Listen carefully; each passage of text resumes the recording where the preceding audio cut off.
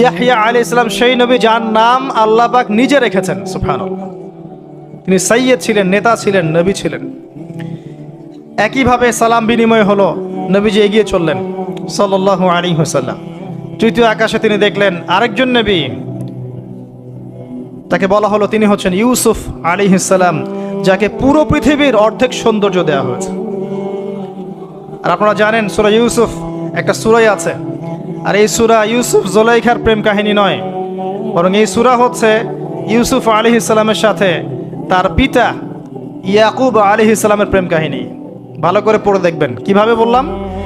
ছেলের শোকে কাতর হয়ে বাবা কাঁদতে কাঁদতে অন্ধ হয়ে গেছেন। আপনার গার্লফ্রেন্ড কি আপনার জন্য অন্ধ হয়েছে? যখন ইউসুফ আলাইহিস সালাম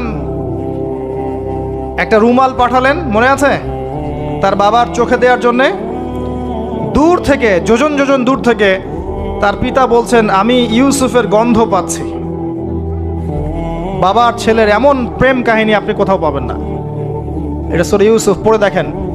আর ইউসুফ আলাইহিস সালামের যে চরিত্র ছিল, তার চেহারার চেয়ে চরিত্র আরো বেশি সুন্দর ছিল। তাকে জেনার অফার করা হচ্ছে, তিনি বলছেন আল্লাহকে আমি ভয় করি। আর যুবকদেরকে আমরা বলতে চাই যে যদি আপনি জেনা থেকে দূরে থাকতে পারেন, যদি শুধু জেনা থেকে দূরে থাকতে পারেন, আল্লাহ পাক আপনার যে কোনো দোয়া কবুল করবে ইনশাআল্লাহ।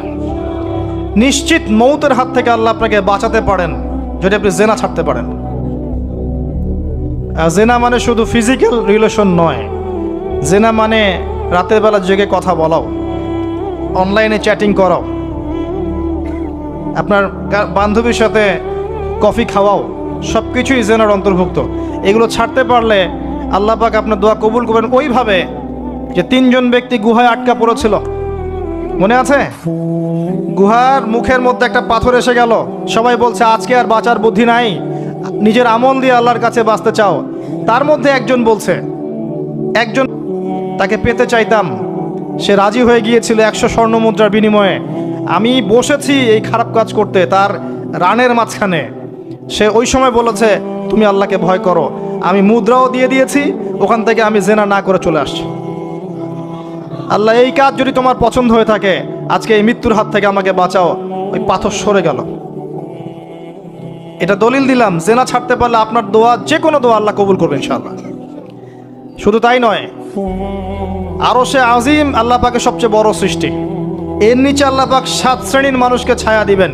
তার মধ্যে এক শ্রেণী হচ্ছে সেই যুবক যাকে কোনো সুন্দরী নারী আহ্বান করেছে খারাপ কাজ করার জন্যে, উচ্চ বংশের, সে বলেছে আমি আল্লাহকে ভয় করি। পারবেন ইউসুফের মতো হতে? আল্লাহ পাক তৌফিক ইনায়াত করুন, আমিন। আপনি জেনা থেকে দূরে থাকেন, আল্লাহ পাক আপনার ঘরে খাদিজা রাদিয়াল্লাহু আনহার মতো মেয়ে দিবেন ইনশাআল্লাহ। আপনি 10টা ঘাটের পানি খেয়ে আসবেন, দেখবেন এমন বউ আল্লাহ কপালে জুটাইছে, সে মাশাআল্লাহ 20 ঘাটের পানি খাওয়া। হ্যাঁ, কিফাউন কিরাম, আল্লাহ পাক একদম দুনিয়াতে ইকুয়ালি ডিল করেন, ইকুয়ালি ডিল করেন। আল্লাহ পাক আপনাদের প্রত্যেকের পারিবারিক জীবনটা সুখী করুন, দোয়া করি, আমিন। ইউসুফ আলাইহিস সালাম তারপরে এগিয়ে চললেন, আর প্রত্যেক আকাশেই মারহাবা মুসাফা হচ্ছে এবং সালাম হচ্ছে। চতুর্থ আকাশে নবী সাল্লাল্লাহু আলাইহি সাল্লাম দেখছেন ইদ্রিস আলাইহিস সালাম। ইদ্রিস আলাইহিস সালামের কথা সূরা মারিয়ামের মধ্যেও আছে, পড়ে দেখবেন। সালাম বিনিময় হলো, নবীজি এগিয়ে চললেন। পঞ্চম আকাশে তিনি দেখছেন হারুন আলাইহিস সালাম। কার ভাই? মুসা আলাইহিস সালামের ভাই। তিনি কিন্তু মুসা আলাইহিস সালামের সাথে ফেরাউনের সামনে গিয়ে দাওয়াত দিয়েছেন, মনে আছে? আরেকটা কথা বলি, কোরআনে দাড়ির দলিল আছে? দাড়ি বলবে নাই। কোরআনে কোথায় দাড়ির দলিল আছে বলেন তো দেখি, কে বলতে পারবেন? কঠিন প্রশ্ন। 500 টাকা পুরস্কার দেব আমার পক্ষ থেকে, জান। যদিও 500 কোনো টাকাই না, টাকার মান দিন দিন কমছে। কোন সূরায় দাড়ির কথা আছে কে বলতে পারবেন? আলেম ওলামা বাদ, তারা তো পারবেন। আমরা সিভিলিয়ানদের জিজ্ঞাসা করছি, সাধারণ জনগণকে। কে পারবেন বলেন? কোন সূরায় দাড়ির কথা আছে? দাড়ি কোরআনে একটা জায়গায় দাড়ির কথা আছে, কে বলতে পারবেন? দেখছেন, আল কোরআনের আলো ঘরে ঘরে যা আলো, তাই না? স্লোগান দিয়ে কাজ হবে না ভাই, প্রত্যেক ঘরে ঘরে কোরআনওয়ালা মানুষ তৈরি করতে হবে, তারপরে আলো অটোমেটিক ঘরে ঘরে জ্বলবে ইনশাআল্লাহ। আচ্ছা যাক, আমার টাকা বেঁচে গেল। সূরা তহায় আছে। কোথায় আছে? সূরা তহার মধ্যে আছে। একটা জায়গায় দাড়ির কথা আছে, সেটা হচ্ছে হারুন আলাইহিস সালামের দাড়ি। কার দাড়ি? হারুন আলাইহিস সালামের দাড়ি। মুসা আলাইহিস সালাম ফেরাউন থেকে এই যে দলবল নিয়ে পার হওয়ার পরে, বনু ইসরায়েলকে নিয়ে পার হওয়ার পরে আল্লাহ পাক তাকে 40 দিন ডেকেছেন তুর পাহাড়, মনে আছে? তুর পাহাড়ে তিনি গেছেন। এই ফাঁকে বনু ইসরায়েল শিরক করা শুরু করেছে, এই যে বাছুর পূজা শুরু করেছে, মনে আছে? পড়েন নাই কখনো? বাছুর পূজা শুরু করেছে। মুসা আলাইহিস সালাম তাওরাত নিয়ে আসছেন, এসে দেখছেন যে কওমের এই অবস্থা। তিনি রাগে তাওরাত ছুঁড়ে মারলেন। তিনি প্রচণ্ড ব্যক্তিত্ব সম্পন্ন মানুষ ছিলেন, গায়রতওয়ালা। রাগে তাওরাত ছুঁড়ে মারলেন এবং এসে এই যে হারুন আলাইহিস সালাম যাকে রেখে গিয়েছিলেন যে কওমকে দেখাশোনা করবে, তার দাড়ি চিপে ধরলেন। তুমি থাকতে এরা এই অবস্থায় গেল কিভাবে? এক হাতে দাড়ি, এক হাতে চুল চেপে ধরল। তুমি থাকতে এই অবস্থা হইল কিভাবে? সূরা তহা পড়ে দেখেন। তখন হারুন আলাইহিস সালাম বলছেন যে হে আমার ভাই, আমার দাড়ি আর চুল ধরো না, এই একটা জায়গায় আছে। তার মানে দাড়ি পাওয়া যাচ্ছে কোরআনে। কিছু মানুষ তো এখন বলে কোরআন মানি, হাদিস মানি না, তাই না? ওই অজুহাত দিয়ে এখন দাড়ি রাখে না, বলে কোরআনে তো দাড়ির কথা নাই, রাখবো কেন? সুবহানাল্লাহ। আপনারাও কি এটা বিশ্বাস করেন যে আমরা শুধু কোরআন মানবো, হাদিস মানবো না? স্পষ্ট কুফরি, স্পষ্ট কুফরি। কোরআন এবং হাদিস একসাথে মিলেই শরিয়া। শুধু কোরআন মানি, হাদিস মানি না, এটা বলতে গিয়ে সে বোঝাচ্ছে সে আসলে কোরআনও মানে না। কোরআনে আল্লাহ বলেছেন ওয়ামা আতাকুমুর রাসূল ফাখুযুহ, রাসূল যা দিয়েছেন নিয়ে নাও। ওয়ামা নাহাকুম আনহু ফানতাহু, যা থেকে নিষেধ করেছেন দূরে থাকো। তাহলে সুন্নাহ না মানলে আপনি কিভাবে কোরআন মানবেন? কথা কি বুঝতে পারছেন? আসেন, হারুন আলাইহিস সালাম সালাম বিনিময় হলো, চললেন। তারপরে ষষ্ঠ আসমানে গিয়ে দেখলেন মুসা আলাইহিস সালাম, সেই যে ব্যক্তি। সালাম বিনিময় হলো, চলে যাচ্ছেন, আর মুসা আলাইহিস সালাম কাঁদছেন, কান্না করছেন। জিজ্ঞাসা করা হলো কেন কান্না করছেন? তিনি বললেন আমার পরে একজন যুবক নবী হবে যার উম্মত আমার চেয়ে বেশি জান্নাতে যাবে, এটা চিন্তা করে আমি কান্না করছি। তিনি হচ্ছেন মুহাম্মদুর রাসূলুল্লাহ সাল্লাল্লাহু আলাইহি ওয়াসাল্লাম। তারপরে গিয়ে চললেন সপ্তম আসমান। সেখানে সপ্তম আসমান মানে 7 নম্বর মহাবিশ্ব। সেখানে গিয়ে দেখলেন যে বাইতুল মামুর নামে একটা জায়গা আছে, ঠিক কাবা ঘরের একদম এক্স্যাক্টলি উপরে, একদম সোজা উপরে বাইতুল মামুর নামে একটা জায়গা আছে। এটা হচ্ছে ফেরেশতাদের ইবাদতের জায়গা, তারা সেখানে তাওয়াফ করেন। প্রতিদিন 70,000 ফেরেশতা, প্রতি মুহূর্তে 70,000 ফেরেশতা এখানে তাওয়াফ করে। এবং যার একবার তাওয়াফের সুযোগ হয়েছে সে আর কখনো সুযোগ পাবে না, শেষ। আল্লাহ পাকের ফেরেশতাদের সংখ্যা চিন্তা করেন তাহলে এবার।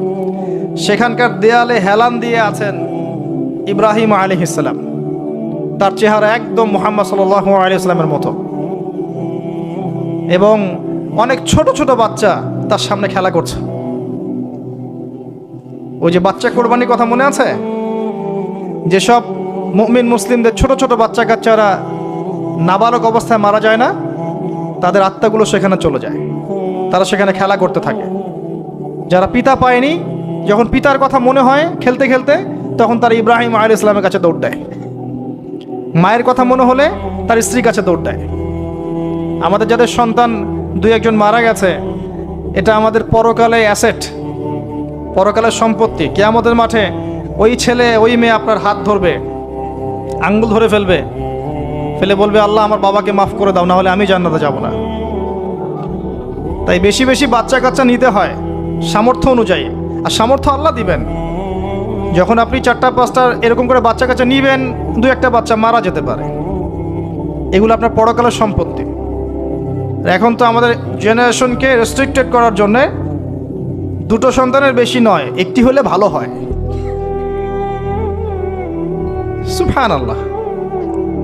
মুসলিমদেরকে চতুর্দিক থেকে চাপে ফেলা, চতুর্দিক থেকে গলা চিপে ধরা আর কি। জনশক্তিতে রূপান্তরিত হলে কোনো সমস্যা আছে?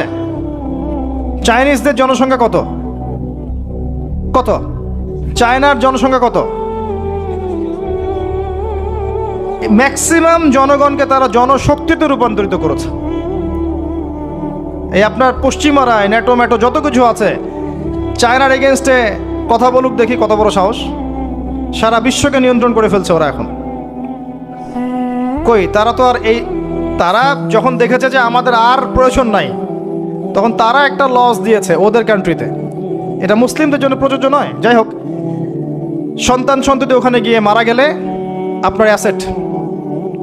এরপরে আসেন, যারা ইচ্ছা করে সন্তান হত্যা করছে, গর্ভের সন্তান যখন জানছে যে এটা মেয়ে, তখন তাকে ফেলে দিচ্ছে।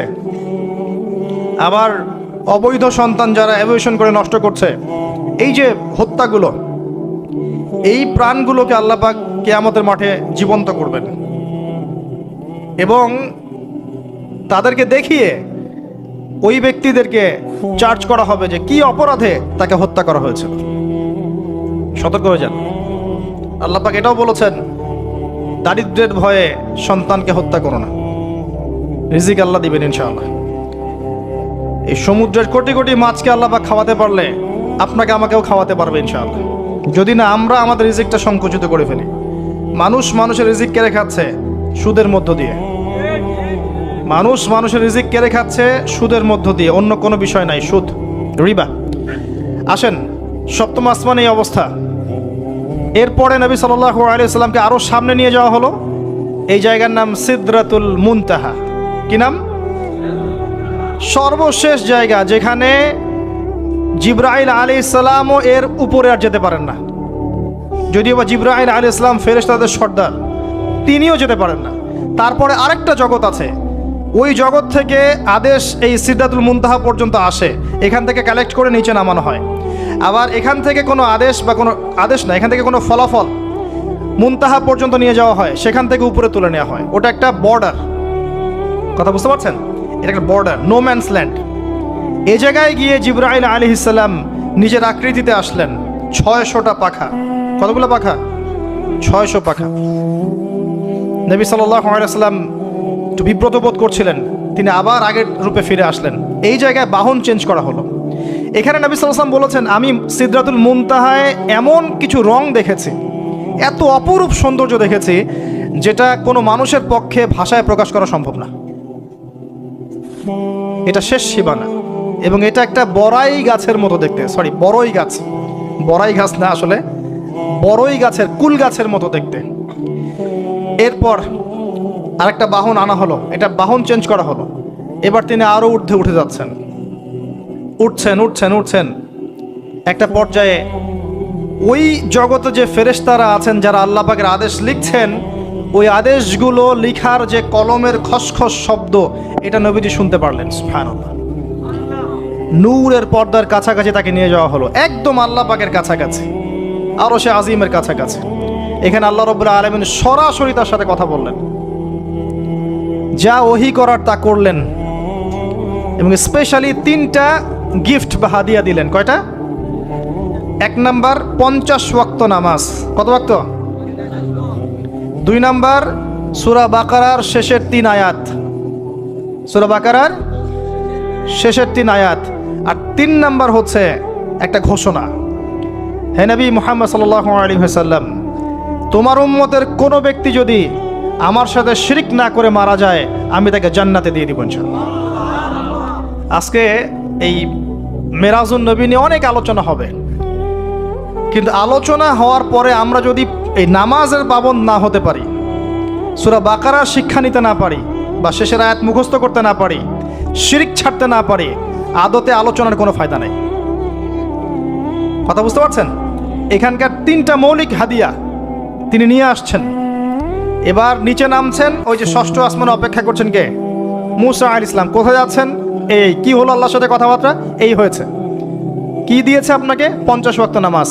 বলেন কি 50 ওয়াক্ত নামাজ? আমার উম্মতে 2 ওয়াক্ত নামাজ ছিল, পড়তে পারে নাই। পারবেন আপনার উম্মত? আপনি ফিরে যান, নামাজ কমিয়ে নিয়ে আসেন। লজ্জাবোধ করলেন নবী সাল্লাল্লাহু আলাইহি সাল্লাম, তাও ফিরে গেলেন। 50 থেকে 45, 45 থেকে 40, 40 থেকে 35, করতে করতে করতে করতে 5। এবারও মুসা আলাইহিস সালাম বলছেন ফিরে যান, পারবেন আপনার উম্মত? মুসা আলাইহিস সালাম কত দূরদর্শী ছিলেন দেখেন, পারে উম্মত? ম্যাক্সিমামই তো পারে না। কথা ঠিক আছে না? ম্যাক্সিমাম উম্মতি কিন্তু পারছে না 5 ওয়াক্ত নামাজ পড়তে। তো মুসা আলাইহিস সালামের দূরদর্শিতা ঠিকই ছিল, পারবে না আপনার উম্মত। তিনি লজ্জাবোধ করলেন। আল্লাহ পাক বললেন, তোমার উম্মতের জন্য 5 ওয়াক্তই ফিক্স করলাম, কিন্তু যদি 5 ওয়াক্ত তারা ঠিকঠাক মতো আদায় করে 50-এর নেকি দিয়ে দিব ইনশাআল্লাহ। এবং আরেকটা ঘোষণা দিলেন, সেটা হচ্ছে যে তোমার উম্মতের যে কোনো ভালো কাজকে 10 দিয়ে গুণ করে দেয়া হবে। একটা নেকির কাজ করবেন 10 গুণ বৃদ্ধি করা হবে, কিন্তু একটা গুনাহ করলে 10 দিয়ে গুণ করা হবে না, একই থেকে যাবে। এবং আপনার উম্মতের কোনো ব্যক্তি যদি কবিরা গুনাহ ছেড়ে দেয়, কবিরা গুনাহ তো বোঝেন, বড় বড় গুনাহ ছেড়ে দেয়, তার সমস্ত সগীরা গুনাহ মাফ করে দেওয়া হবে। আর কি চাই? এবার নবী সাল্লাল্লাহু আলাইহি ওয়াসাল্লাম ফিরে আসছেন। এবার শোনেন আমাদের শিক্ষা। ফিরে আসছেন, আসার আগে তাকে জান্নাত জাহান্নাম দেখানো হয়েছে। নবী সাল্লাল্লাহু আলাইহি ওয়াসাল্লাম যে বিষয়গুলো দেখেছেন, এর মধ্যে যেগুলো হাদিসে এসেছে আমি খুব সংক্ষিপ্ত আকারে বলছি, এবং এখান থেকে আমাদের শিক্ষা নেবেন। মনে রাখবেন, এখন যেগুলো বলছে এগুলো এই উম্মতের জন্য খাস, আমাদের উম্মতে মুহাম্মাদের জন্য খাস। তিনি আসছেন, বারজাখের জগতি হোক আর জাহান্নামের শাস্তি হোক। একজন ফেরেশতাকে দেখলেন, তার মুখে হাসি নাই। কি নাই? জিবরাইল আলাইহিস সালামের সাথে কথোপকথন হচ্ছে, তিনি নবীজিকে সালাম দিলেন, সালামের উত্তর দেওয়া হলো, কিন্তু মুখে হাসি নাই। বাকি সবাই তার সাথে হাসি মুখে সাক্ষাৎ করেছেন, এই ফেরেশতা বাদ দিয়ে। তিনি জিজ্ঞাসা করছেন, জিবরিল আলাইহিস সালাম, তার মুখে হাসি নাই কেন? তাকে বলা হলো, এই ফেরেশতার নাম হচ্ছে মালিক। কি নাম? সূরা যুখরুফের মধ্যে আছে, তার নাম হচ্ছে মালিক। আল্লাহ পাক তাকে জাহান্নামের প্রহরী বানিয়েছেন, জাহান্নামের চিফ অফ কমান্ড মালিক। যখন থেকে আল্লাহ পাক তাকে এই দায়িত্ব দিয়েছেন, তার মুখের হাসি উঠে গেছে। আল্লাহর কাছে পারমিশন চাওয়া হচ্ছে, জাহান্নাম দেখতে চাই। আল্লাহ পাক দেখার পারমিশন দিলেন। নবী সাল্লাল্লাহু আলাইহি ওয়াসাল্লাম দেখে বললেন, সেখানকার বেশিরভাগ অধিবাসী হচ্ছে নারী জাতি, এবং তিনি বললেন জাহান্নামে যাবে উদ্ধত এবং অহংকারীরা। জান্নাত দেখতে চাই, দেখানো হলো। জান্নাতের ডিটেলস বর্ণনা নবীজি দিলেন ফিরে এসে। এমনকি উমর রাদিয়াল্লাহু আনহুর একটা রুম, একটা কক্ষ, একটা গোরফাও দেখে এসেছেন। ঢুকতে চেয়েছেন, ঢোকেন নাই। পরে বলেছেন, ওমর, আমি তোমার ব্যক্তিত্বের কথা চিন্তা করে সেখানে ঢুকিনি, দেখেছি জান্নাতে তোমার ঘর আছে। একটা আওয়াজ শুনেছেন, মিষ্টি কণ্ঠস্বর। কিসের কণ্ঠস্বর? মিষ্টি কণ্ঠস্বর। তাকে বলা হচ্ছে, এই কণ্ঠস্বর হচ্ছে বেলাল রাদিয়াল্লাহু আনহুর আজানের কণ্ঠস্বর। খরম, খরম জুতা আছে না, খরম, এর খটখট আওয়াজ শুনেছেন। নবীজি জিজ্ঞাসা করছেন, কার? বলা হচ্ছে এটা বেলাল রাদিয়াল্লাহু আনহুর।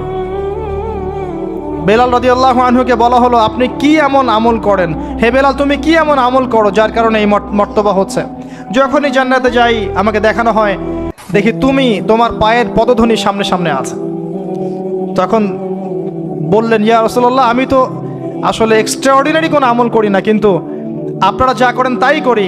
কিন্তু যখনই আমি ওযু করি, আমার ওযু ছুটে গেলে আমি ওযু করি, আর ওযু করেই আমি 2 রাকাত নফল সালাত পড়ি, তাহিয়াতুল ওযু, এতটুকু কাজ করি। নবীজি বলেন, এটাই সেই কাজ যার কারণে তোমাকে জান্নাতের এই মর্তবা দেওয়া হয়েছে। নবীজি আসছেন, দেখানো হচ্ছে। এবার শোনেন, দেখানো হচ্ছে একদল মানুষ যাদের আঙ্গুলগুলো লম্বা লম্বা, তামার তামার লম্বা নখর। নখর বোঝেন? নখর। গাল এভাবে হ্যাঁচড়াচ্ছে, গাল, নিজের গাল নিজে হাসড়াচ্ছে, এবং নিজের দেহ থেকে গোশত তুলে ফেলছে, ভক্ষণ করছে। নবীজি জিজ্ঞাসা করলেন সাল্লাল্লাহু আলাইহি ওয়াসাল্লাম, এরা কারা? কি কারণে এদের শাস্তি হচ্ছে? তাকে বলা হলো, এরা আপনার উম্মতের সেই সব ব্যক্তি যারা সবসময় গীবত আর সমালোচনায় ব্যস্ত থাকত। শিক্ষা নিয়ে নেন, আমার মনে হয় না আমার কিছু বলার প্রয়োজন আছে। এরা আপনার উম্মতের সেই সব ব্যক্তি যারা আপোষে গীবত, অপবাদ এবং সমালোচনায় ব্যস্ত থাকতো। তার মানে এই উম্মতের একটা বড় সমস্যা হবে গীবত। এটা কিন্তু দেখে এসেছেন নবীজি, ফিউচার, তাই না? এটা বারজাখের শাস্তি চলছে, এটা অন্য একটা জগৎ যেটাকে আপনি এখানকার সময় স্থানকাল দিয়ে ব্যাখ্যা করতে পারবেন না। এটা টাইম ট্রাভেলিং এর মতো। নবীজি আসছেন সাল্লাল্লাহু আলাইহি ওয়াসাল্লাম, দেখছেন listen to me very carefully. এবার নবীজি দেখছেন এক শ্রেণীর মানুষ পেট এইরকম ফোলা, অট্টালিকার মতো পেট ফোলা, আর ভিতরে সাপ কিলবিল করছে, এবং এদেরকে রক্তের নদীতে ফেলে মাথাটা ফাটিয়ে দেওয়া হচ্ছে। নবী জিজ্ঞাসা করলেন সাল্লাল্লাহু আলাইহি ওয়াসাল্লাম, এরা কারা? মর্মান্তিক শাস্তি দেওয়া হচ্ছে, এরা কারা? এরকম শাস্তি দেয়া হচ্ছে, আপনি দেখলে আপনার কেমন লাগবে? নবীজিকে বলা হচ্ছে সাল্লাল্লাহু আলাইহি ওয়াসাল্লাম, এরা আপনার উম্মতের এই সব ব্যক্তি যারা ছিল সুদখোর, রিবাখোর।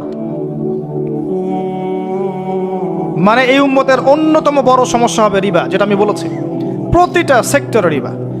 সবচেয়ে নিম্ন পাপ নিজের মায়ের সাথে জেনা করা, সবচেয়ে উচ্চ পাপ আল্লাহ এবং তার রাসূলের সাথে যুদ্ধ করা, এটা হলো সুদ। এবং এর বাস্তবতা হচ্ছে এই, ধনী দিন দিন ধনী হবে, গরিব দিন দিন গরিব হবে, এটা বাস্তবতা। রক্ত চুষে খাওয়া হয়, এই কারণে রক্তের নদীতে ফেলা হয়েছে। এবং সাপ খেয়েছে তারা, সাপ খেয়ে পেট ফুলিয়ে ফেলেছে। আমার মনে হয় না ব্যাখ্যা করার প্রয়োজন আছে। আর একটা হাদিস আগেই বলেছি, যে দেয়, যে নেয়, যে সাক্ষী থাকে, যে লিখে রাখে, সবাইকে সমানভাবে লানত করেছেন নবী সাল্লাল্লাহু আলাইহি ওয়াসাল্লাম। নবীর লানত নিয়ে হাউজে কাউসারের পানি কোশ্চিন কালো পাবেন না, কবরের উত্তর দিতে পারবেন না। এমনকি নবী সাল্লাল্লাহু আলাইহি ওয়াসাল্লামের সুপারিশ আপনার কপালে নাও জুটতে পারে, সতর্ক হয়ে যান। না খেয়ে থাকেন, সুদ খায়েন না। না খেতে খেতে না খেয়ে মারা যান, তাও সুদ খায়েন না। আর যদি আপনি আল্লাহর জন্য ছাড়তে পারেন, আল্লাহর জন্য ছেড়ে দেন, আল্লাহ পাক আপনাকে বেহিসাব রিজিক দেবে ইনশাআল্লাহ। যাররা পরিমাণ সন্দেহ করবেন না যে আল্লাহ কি দিবেন না দিবেন না, আল্লাহ পাক অবশ্যই দিবেন ইনশাআল্লাহ। ওয়া মান ইয়াতাওয়াক্কাল আলাল্লাহ ফাহুয়া হাসবুহ, যে আল্লাহর উপর তাওয়াক্কুল করে আল্লাহ পাক একাই তার জন্য যথেষ্ট। আল্লাহ পাক যথেষ্ট। ওয়া ইয়ারযুকু মান ইয়াশা বিগাইরি হিসাব, আল্লাহ পাক বেহিসাব রিজিক দেন যাকে চান।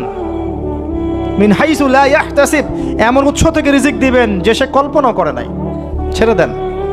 কিন্তু বিশ্বের শুরু থেকে নিচ পর্যন্ত রিবা দিয়ে ভর্তি। একটা ছোট্ট গ্রামে যাবেন, দেখবেন একাধিক সুদী এনজিও কাজ করছে। এখন মা বোনরাও খুব বেশি সুদ খায়, ব্যাংকের মধ্য দিয়ে, সমিতির মধ্য দিয়ে, এইটা ওইটা ছল চাতুরি ঘুরিয়ে ফিরে কতভাবে যে খাওয়া হয় আল্লাহ ভালো জানেন।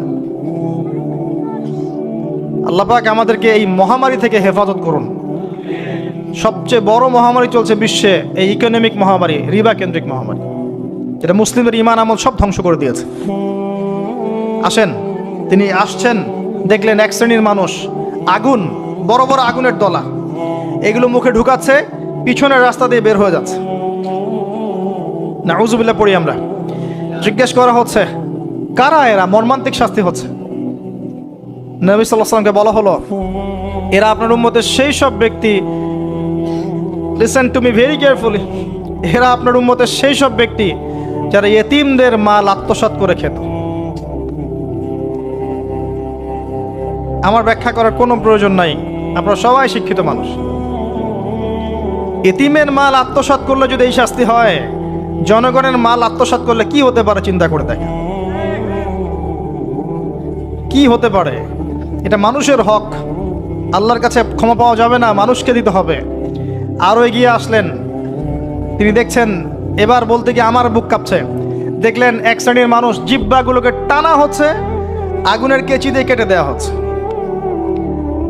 আবার জিহ্বা জোড়া লাগছে, আবার কেটে দেওয়া হচ্ছে, চলতে আছে অনবরত, কন্টিনিউয়াসলি। আল্লাহর কাছে কায়েমন বাক্যে দোয়া করি, এ সময় দোয়া কবুল হয়। আল্লাহ পাক যেন দোয়া আমাদের কবুল করেন। আল্লাহ পাক যেন আমাকে এবং আপনাদেরকে এদের অন্তর্ভুক্ত না করেন। জিজ্ঞেস করা হলো এরা কারা? নবী সাল্লাল্লাহু আলাইহি ওয়াসাল্লামকে বলা হচ্ছে, এরা আপনার উম্মতের সেই সব ব্যক্তি যারা ছিল বক্তা, ওয়াইজ, যারা অনেক বক্তব্য করত, নিজে আমল করত না। আর এই মহামারী আমাদের মধ্যে ছড়িয়ে পড়েছে, কোনো সন্দেহ নাই। যদি না পড়তো তাহলে আমাদের কথায় মানুষের জীবন পরিবর্তিত হতো। খুব কম দেখা যায় যে আমাদের কথাগুলো আপনাদের কলবে তাসির হচ্ছে। তাসির তখন হবে যখন আমার মধ্যে আমলটা থাকবে। আর এখন তো আমরা ওয়াজ মাহফিলে প্যান্ডেলকে বানিয়েছি পলিটিক্যাল প্যান্ডেল, কোনো কোনো ক্ষেত্রে বানিয়েছি ভোট চাওয়ার প্যান্ডেল, কোনো ক্ষেত্রে বানিয়েছি যে জিকিরের নামে যাবতীয় বেদাতি কারবার হবে, গানের মতো ডিজে জিকির হয়, ডিজে জিকির। মানে কি যে হয়, যে আসবে তারও কত কাহিনী, আবার বিগ বিগ বাজেট, এইসব না মিললে আবার বক্তব্য হবে না। তারপর দেখা যাবে 1 ঘন্টা কথার মধ্যে গাল গল্প কেচ্চা কাহিনী 50 মিনিট, আর বাকি 10 মিনিট একে অপরের সমালোচনা, কি শেষ, ওয়াজ মাহফিল মাশাআল্লাহ শেষ। খুব কম ওয়াজ মাহফিল আছে জনগণকে বলবেন কি শিখলেন আজকে ওয়াজে, বলবে হ্যাঁ সুন্দর সুর করে কিছু কথা বলেছে, কি কি শিখেছে, আমার কি বললাম ঠিক বুঝতে পারলাম না। Out of content, out of topic, কোনো কনস্ট্রাকটিভ কথাবার্তা নাই। তো এছাড়াও জানা অনুযায়ী আমল না থাকলে এই অবস্থা হবে। আল্লাহ পাক আমাদেরকে হেফাজত করুন, আল্লাহ পাক আমাকে এবং আপনাদের সবাইকে হেফাজত করুন, আমিন। আরও এগিয়ে আসলেন, দেখা গেল এক শ্রেণীর মানুষ, যুবকরা খুব ভালো করে শোনেন এবং বিবাহিতরাও শোনেন, সামনে রাখা আছে ভালো গোশত, বাম দিকে রাখা আছে পচা গোশত, গন্ধ বের হচ্ছে। তারা এই পচা গোশত তুলে তুলে খাচ্ছে, গোগ্রাসে খাচ্ছে, ভালো গোশতের দিকে ভ্রুক্ষেপও করছে না। অবাক হয়ে নবী সাল্লাল্লাহু আলাইহি ওয়াসাল্লাম জিজ্ঞাসা করছেন, এরা কারা? তাকে বলা হচ্ছে, এরা আপনার উম্মতের সেই সব ব্যক্তি যাদের ঘরে পবিত্র স্বামী ছিল, বাইরে অন্য পরপুরুষের সাথে প্রেম করেছে, যাদের ঘরে পবিত্র স্ত্রী ছিল, বাইরে পরকিয়া করেছে। আর এখন যত মিডিয়া আছে দেখবেন, সিরিয়াল, মুভি, জাবি জাবি, এরা পরকিয়া শিখায়, জেনা এবং পরকিয়া শিখায়। খেয়াল করে দেখবেন, একটা ছেলে মেয়ের অবাধ মেলামেশা, হারাম মেলামেশাকে এমনভাবে উপস্থাপন করা হয়, মনে হয় এটা একটা পবিত্র ইবাদত মনে হয়, এবং বোঝানো হয় যে প্রেম তো পবিত্র, পবিত্র প্রেমে কি সমস্যা? আরে প্রেম পবিত্র তখন যখন আমি আমার স্ত্রীর সাথে প্রেম করব।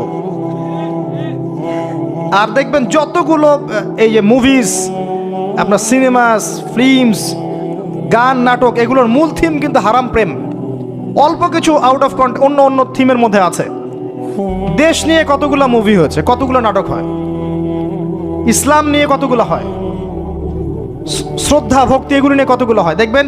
আর এই যে অন্য কান্ট্রির যে সংস্কৃতিগুলো ঢুকেছে, এইগুলোর মূল থিম দেখবেন পরকিয়া করাচ্ছে, পরকিয়া শেখায়, বেহায়াপনা শেখায়, কিভাবে শাশুড়ির সাথে ঝগড়া করতে হবে, কিভাবে বউ রেখে আরেকটারে প্রেম করতে হবে, বউকে কেমন করে ব্লাফ দেওয়া যায়, এদিকে স্বামীরা ব্লাফ কেমন করে দেওয়া যায়, এগুলোই শেখায়। এবং অনেক ক্ষেত্রে দেখা যায় তাদের দেশের মানুষ এগুলোর প্রতিবাদ করছে, আর আমাদের মা বোনরা এগুলো দিব্যি দেখছে, ডেইলি রুটিন, যে 3-4 ঘন্টা এগুলো দেখতেই হবে। বাঘের সামন থেকে আপনি হাড্ডি গোশত নিয়ে আসতে পারবেন, এইসব মেয়েদের হাত থেকে রিমোট নিতে পারবেন না। এর পরেও দেখবেন আপনি আবার নগ্ন ফিল্ম, পর্নোগ্রাফি আছে না, এগুলো আবার ফ্রি অ্যাক্সেস, আপনি চাইলে ইন্টারনেটে ঢুকবেন, দেখতে পারবেন। এটা কিন্তু আমরা রাষ্ট্রীয়ভাবে বন্ধ করতে পারতাম, যে আমার দেশে কোনো পর্ন সাইট চলবে না, কোনো পর্ন সাইট চলবে না। পর্নোগ্রাফি একমাত্র কারণ, সমস্ত কারণের সবচেয়ে বড় কারণ, বাকি কারণগুলো আছে, সবচেয়ে বড় কারণ, এর কারণে ধর্ষণ বাড়বে। যত বেশি পর্নোগ্রাফির প্রচলন ঘটবে তত বেশি ধর্ষণ বাড়বে, কারণ পর্ন দেখতে দেখতে মানুষের ভিতরটাকে পশু বানিয়ে ফেলা হয়, এবং এই পশু সুযোগ পেলেই একটা মেয়েকে ধর্ষণ করবে। হ্যাঁ, এর ভিতর থেকে বাইরে মনে হচ্ছে কোটটাই স্যুট পরে আছি, জুব্বা ডুব্বা পরে আছি, ভিতরটা পশু বানিয়ে ফেলা হয়। এবং দেখবেন ফাঁক পেলে মেয়েকে ধর্ষণ করবে, ফাঁক পেলে বাচ্চাকে ধর্ষণ করবে, প্রাইভেট পড়াতে গিয়ে ছাত্রীকে ধর্ষণ করবে, চাকরি ক্ষেত্রে মেয়েকে ধর্ষণ করবে। দেখবেন এই কাজগুলো হবে, সুযোগ পেলেই ধর্ষণ করবে, কারণ ইন্টারনালি সে বিস্ট হয়ে গেছে, জানোয়ার। কিভাবে হয়েছে? ওই পর্ন দেখতে দেখতে। যারা এটাতে এডিক্টেড, তখন মনে হয় যে জগৎটা মনে হয় এমনই, একটা মেয়ের দিকে সে আর শ্রদ্ধা, সম্মান, ভালোবাসার দৃষ্টিতে দেখতে পারবে না। মেয়ের দিকে তাকালেই মনে হবে গোশতের টুকরা, খালি ভক্ষণ করতে হবে। হ্যাঁ, মাইন্ডসেটটা চেঞ্জ করে দিবে আপনার। মানে আমি আপনাকে বলি, পবিত্র ভালোবাসাটাকে যৌনতা দিয়ে ট্রান্সফার করা হয়েছে এই বিশ্বে।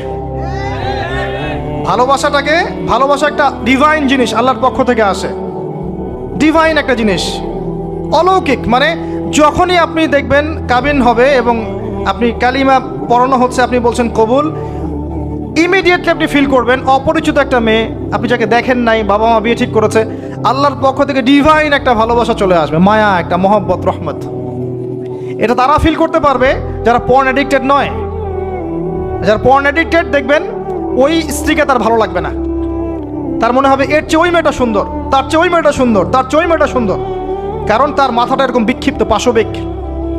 এবং ম্যারিড লাইফেও সে দেখবেন স্ত্রীকে স্যাটিসফাই করতে পারবে না, নিজের উপর জুলুম করতে করতে নিজের সব যৌন ক্ষমতাও নষ্ট করে ফেলবে। আর একাধিক বিয়ে তো অনেক দূরের কথা, একটাই তার কাছে অনেক ভারী মনে হবে। পরে এসব ট্রিটমেন্ট করে কোনো লাভ হবে না। আল্লাহর দেওয়া সম্পদ নষ্ট করলে ট্রিটমেন্ট দিয়ে আসলে কোনো কাজ হয় না। তো আমি যেটা বলতে চাচ্ছিলাম, এই পর্নোগ্রাফি দিয়েই ধর্ষণ বাড়ছে। এটাকে বন্ধ না করতে পারলে আপনি পারবেন না। এর উপরেও আছে আবার ফাঁকফোকর, আইনের ফাঁকফোকর।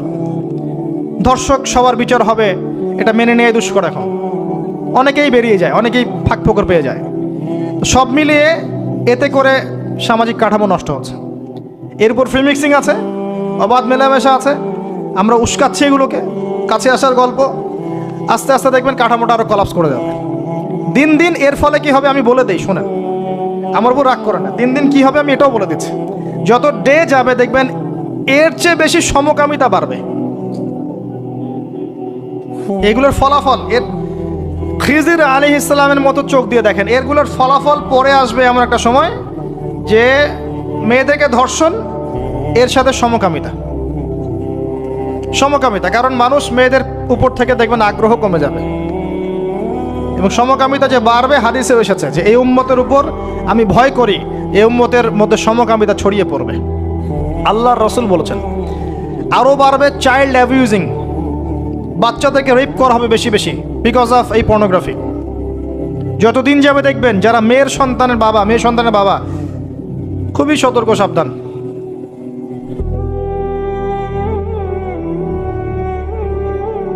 কার কোলে আপনি মেয়েকে তুলে দিচ্ছেন?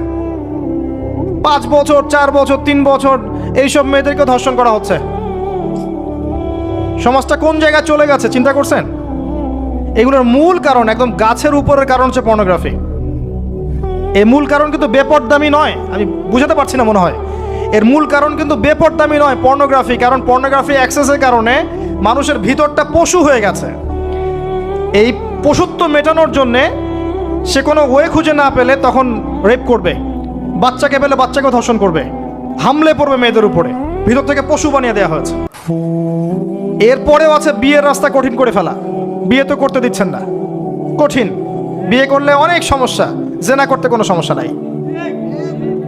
1000 টাকা, 2000 টাকা, 5000 টাকা দিয়ে মানুষ জেনা করছে। এবং আপনাদের শহরের ব্যাপার আপনারাই ভালো জানেন, আমাকে বলার দরকার নাই। যখন এই জিনিসগুলো বাড়বে আপনাদের কমিউনিটির মধ্যে, আল্লাহর আযাব গজব বেশি আসবে। আল্লাহর আযাব গজব এমনভাবে আসবে আপনি কল্পনা করতে পারবেন না। গোশত খাচ্ছে, পচা গোশত। আর একটা বলি, ঠিক এরপরে নবী সাল্লাল্লাহু আলাইহি ওয়াসাল্লাম দেখলেন একটা চুলা দেখলেন। চুলার নিচের দিকটা হচ্ছে প্রশস্ত, মাথাটা সংকীর্ণ, এরকম মানে তন্দুর রুটি ভাজে দেখেছেন? রুটি যে ভিতরে দেয় একটা এরকম গোল চুলা থাকে, সামথিং লাইক দ্যাট। নিচে দাউ দাউ করে আগুন জ্বলছে, আর এখানে কিছু মানুষকে জ্বালানো হচ্ছে। যখন নিচ থেকে আগুন এরকম করে আসছে, তখন এরা আগুনের তাপে উতলে উঠছে। আগুন নিচে নেমে যাচ্ছে, এরা আবার আস্তে আস্তে নিচে নেমে যাচ্ছে। এভাবেই হাদিসে ব্যাখ্যা করা আছে। নবী সাল্লাল্লাহু আলাইহি ওয়াসাল্লাম জিজ্ঞাসা করলেন, এরা কারা? বলা হলো, এরা আপনার উম্মতের সেই সব ব্যক্তি যারা জেনায় লিপ্ত ছিল। তিনি আরো এগিয়ে গেলেন, জেনা সম্পর্কে কয়েকটা হাদিস এসেছে। তিনি এগিয়ে গেলেন, দেখলেন একটা জায়গা যেখান থেকে দুর্গন্ধ বের হচ্ছে, পাবলিক টয়লেটের চেয়ে প্রকট দুর্গন্ধ, মনে হচ্ছে যে পাবলিক টয়লেট। নবী জিজ্ঞাসা করলেন সাল্লাল্লাহু আলাইহি ওয়াসাল্লাম, কোন জায়গা থেকে এরকম দুর্গন্ধ আসছে? তিনি বলেন, এটা হচ্ছে জেনাকার, এবং জেনাকারীদেরকে আযাব দেওয়া হচ্ছে, ওদের রক্ত মাংসের পুজের গন্ধ এগুলা। দেখলেন এক শ্রেণীর মানুষকে একটা শরবত খাওয়ানো হচ্ছে। শরবত জাহান্নামীদের রক্ত মাংস পুজের নির্মিত। তার নাম হচ্ছে তিনাতে খাবাল। কি নাম? তিনাতে খাবাল। কাদেরকে খাওয়ানো হচ্ছে? যারা এই উম্মতের মাদক সেবন করতে, এদেরকে খাওয়ানো হচ্ছে। আমি আপনাকে একটু পিছনে নিয়ে যাই। আলোচনা শুরু করেছিলাম যেখান থেকে, ওই যে মৌলিক সমস্যাগুলো যেটা বলেছিলাম এই উম্মতের মধ্যে এখনো আছে, এটাই সেই পাপগুলোর শাস্তি যেটা কিয়ামত পর্যন্ত উম্মতের মধ্যে থাকবে। মাদক, পর্নোগ্রাফি, এই যে আপনার বিহায়াপনা, জেনা, সুদ, এগুলো এখনকার মৌলিক সমস্যা। এগুলোই হবে এই উম্মার বড় বড় সমস্যা, যার কারণে উম্মতের বেশিরভাগ মানুষকে ওখানে আযাব দেওয়া হচ্ছে। আল্লাহ পাক আমাদেরকে হেফাজত করুন। এরপর এভাবে তিনি আরও কিছু শাস্তি দেখেছেন, দেখে আসার পথে জাহান্নামের যে বর্ণনা দিয়েছেন যে বেশিরভাগ মানুষ সেখানে হচ্ছে জাহান্নামে নারী জাতি। কি কারণে তারা বেশিরভাগ জাহান্নামে যাবে? লানত করার কারণে, অভিশাপ দেওয়ার কারণে, স্বামীর অকৃতজ্ঞ হওয়ার কারণে। সারা জীবন স্বামী করে যাবে, একদিন ঝগড়া লাগলে বলবে সারা জীবন তোমার কাছে কোনো ভালো ব্যবহার পেলাম না। আরেকটা হচ্ছে এমন কিছু তাদের সাথে হবে, লিসেন টু মি, এমন কিছু তাদের সাথে হবে এই উম্মতের ক্ষেত্রে, যার কারণে মেয়েরা ওদের সতীত্ব, তাদের পর্দা, ঈমান, আমল ধরে রাখতে পারবে না। আপনাকে এখন খুঁজতে হবে সেটা কি, যে এই উম্মতের মেয়েদের ক্ষেত্রে স্পেশালি হয়েছে, যার ফলে মেয়েরা আর ঘরে থাকতে পারে নাই, পর্দায় থাকতে পারে নাই, সতীত্ব রক্ষা করতে পারে নাই, নামাজ কালাম ঈমান আকীদার আর ঠিক ঠিকানা নাই। কি সেটা, যেটা আজকে থেকে 100, 200, 500 বছর আগে হয়তো বা ছিল না? সেটার নাম হচ্ছে ফ্যামিনিস্ট রেভলিউশন। এই সম্পর্কে পড়েন ভালো করে। এই কারণেই মেয়েদেরকে আপনি ঘরে রাখতে পারবেন না। আপনাকে বলে রাখি, দাজ্জালের শেষ ফলোয়ার, দাজ্জালের লাস্ট ফলোয়ার হবে এক শ্রেণীর নারী, যাদেরকে আপনি ঘরে রাখতে পারবেন না। নবী যেটাও বলেছেন, এই উম্মতের বহু নারী জাহান্নামের ঘ্রাণও পাবেন, জান্নাতের ঘ্রাণও পাবে না। যদিও জান্নাতের ঘ্রাণ বহু দূর থেকে পাওয়া যায়। যারা এই উম্মতের মেয়েদের মধ্যে এমন কাপড় পরবে যেই কাপড় পরেও তারা নগ্ন থাকে, ব্যাখ্যা কোনো প্রয়োজন নাই, যারা পুরুষের পোশাক পরবে। এবং আসার পথে তিনি একটা সুঘ্রাণ পেলেন, অত্যন্ত সুন্দর ঘ্রাণ। তিনি জিজ্ঞাসা করলেন এই ঘ্রাণ কোথা থেকে আসছে? নবী সাল্লাল্লাহু আলাইহি ওয়াসাল্লামকে বলা হলো এটা হচ্ছে সেই ঘ্রাণ, ফেরাউনের মেয়ের চুল আঁচড়ে দিত একজন দাসী, যাকে আপনারা অনেকে আসিয়া বলে থাকে। সেই দাসীর হাত থেকে একদিন চিরুনিটা পড়ে যায়, সে চিরুনিটা বিসমিল্লাহ বলে ওঠায়। ফেরাউনের মেয়ে শুনে ফেলে, বিসমিল্লাহ আবার কি? আমার বাবা ছাড়াও তোমার কোন ইলাহ আছে? সে বলে, হ্যাঁ আমার আল্লাহ একজন ইলাহ আছে, সে আমার ইলাহ, তোমার বাবারও ইলাহ। ফেরাউন এটা শুনে ফেলে। তেল গরম, কড়াই গরম করে তেল সেখানে ফুটানো হয়, এখানে তাকে নিক্ষেপ করে হত্যা করা হয়। আসিয়া মৃত্যুর আগে সে আল্লাহর কাছে দোয়া করেছিল, আল্লাহ আমার জন্যে তোমার জান্নাত, তোমার পাশে একটা জান্নাত, একটা ঘর নির্মাণ করো, আর ফেরাউনের এই আযাব থেকে আমাকে হেফাজত করো, বাঁচাও। আল্লাহ পাক ফেরাউনের দাসী আসিয়ার জন্য জান্নাতে ঘর নির্মাণ করেছেন। সেই ঘর থেকে ঘ্রাণ আসছে। নবী সাল্লাল্লাহু আলাইহি ওয়াসাল্লাম ফিরে আসলেন, এসে এই পুরো ঘটনা ব্যাখ্যা করলেন। কাফেরা কথা বিশ্বাস করলো না। এমনকি অনেকে তখন যারা বিশ্বাস করেছিল তারাও বলতে লাগলো, যেটা আবার কি ধরনের কথা, এক রাতের মধ্যে এগুলো হতে পারে? অনেকে ঈমান হারাও হয়ে গেল। আবু বকর সিদ্দিক রাদিয়াল্লাহু আনহু এই সময় সিদ্দিক উপাধি পেয়েছেন। এছাড়া মেরাজের রাতে আরও অনেক ঘটনা ঘটেছে, যেগুলো টাইম টু টাইম নবী সাল্লাল্লাহু আলাইহি ওয়াসাল্লাম বর্ণনা করেছেন, ব্যাখ্যা করেছেন পরবর্তীতে গিয়ে। এখানে আমাদের কিছু শিক্ষা আছে, আমরা শেষ করার আগে শিক্ষাগুলো নিয়ে কথা বলছি। 1 নাম্বার, আল্লাহ পাক 3টা হাদিয়া দিয়েছেন। প্রথম হাদিয়া সালাত সংক্রান্ত। আমরা আজকে এই মেরাজুন নবীর আলোচনায় সবাই পাক্কা নিয়াত করি 5 ওয়াক্ত নামাজ জীবনে বাদ দিব না ইনশাআল্লাহ। মেরাজুন নবীর আলোচনা সার্থক হবে যদি আমরা এর শিক্ষাগুলোকে বাস্তবায়ন করতে পারি। 1 নম্বরে সালাত। নবী সাল্লাল্লাহু আলাইহি ওয়াসাল্লাম ইন্তেকাল করার আগেই বলেছেন, আস-সালাত আস-সালাত ওয়া মা মালাকাত আইমানুকুম। 2 নম্বর সূরা বাকারার শেষের আয়াত, রাতের বেলা যে ব্যক্তি পড়ে ঘুমাবে, লিল্লাহি মা ফিস সামাওয়াতি ওয়া মা ফিল আরদ, এখান থেকে ফানসুরনা আলাল কওমিল কাফিরিন পর্যন্ত সারা রাত ইবাদতের নেকি পাবে ইনশাআল্লাহ। এর মধ্য দিয়ে একটা বিষয় বোঝানো হয়েছে, সেটা হলো এই 3 আয়াত পড়তে গেলে তো আপনাকে কোরআন পড়া জানতে হবে নাকি? অতএব কোরআন পড়া শেখেন, নিয়মিত কোরআন তেলাওয়াত করেন, আল্লাহ পাক তৌফিক দান করুন। সালাত এবং কোরআন। 3 নাম্বার, শিরক মুক্ত আমল, শিরক মুক্ত তাওহীদ। এই উম্মতের যে ব্যক্তি শিরকে লিপ্ত হবে না, ইনশাআল্লাহ জান্নাতে যাবে। আপনি কিতাবুত তাওহীদ বইটা কিনেন, এখানে সমস্ত শিরকের লিস্ট দেয়া আছে, কোন কোন কাজ শিরক। আমরা মুসলিমরা আল্লাহ ছাড়া অন্যকে সেজদা করি। এখন আমরা মুসলিমরা আল্লাহ ছাড়া অন্য কারো নামে নজর করি, অন্য কারো নামে মানত করি, অন্য কারো জন্য কুরবানি করছি। আমরা বিশ্বাস করি যে কবরে গেলে সন্তান পাওয়া যাবে। আমরা এখন অনেকে বিশ্বাস করি হাতের বালা আংটি আমার রোগ ভালো করবে। আমরা বিশ্বাস করি। আমরা অনেকেই আল্লাহর হালালকে হারাম করেছি, হারামকে হালাল করেছি। অনেকেই বলছে আল্লাহ বলতে কিছু নাই, সব বিগ ব্যাং থেকে সৃষ্টি হয়েছে। অনেকেই বলছে যে তাকদির বলতে কিছু নাই, মানুষ যা করবে তাই। প্রচুর শিরকে আমরা লিপ্ত আছি।